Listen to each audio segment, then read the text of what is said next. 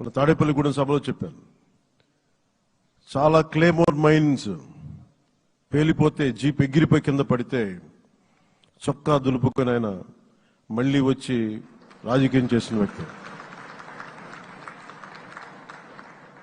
ఈ రోజున సైబరాబాద్ ఉంది అంటే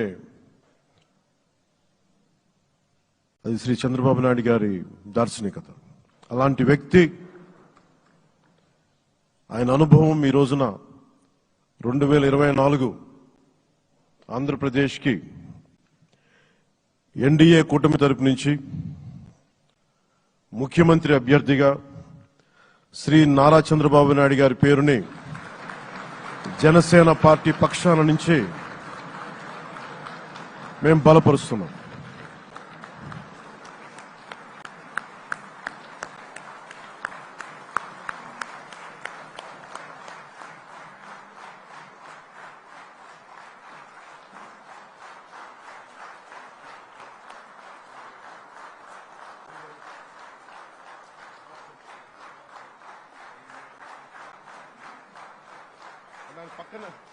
ఇది నేను ఆయన పక్కన పెట్టుకుని చెప్పాలి.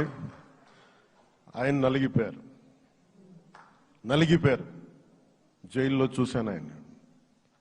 పాపం భువనేశ్వర్ గారి బాధను చూశాను. నేను అనుకున్నాను, అమ్మ మీరు కన్నీళ్ళు పెట్టకండి, మంచి రోజులు వస్తాయని చెప్పిన మంచి రోజులు వచ్చినాయి. వారికి మనస్ఫూర్తిగా వారికి నా హృదయపూర్వక శుభాకాంక్షలు. మీరు అద్భుతమైన పాలన ఇవ్వాలి అందరికీ మనస్ఫూర్తిగా మీకు నేను తెలియజేసుకున్నాను సార్. సో ఇప్పుడు శ్రీ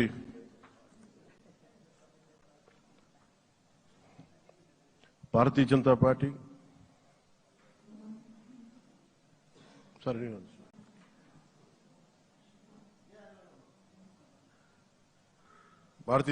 అధ్యక్షురాలు శ్రీమతి దగ్గుపాటి పురంధేశ్వరి గారిని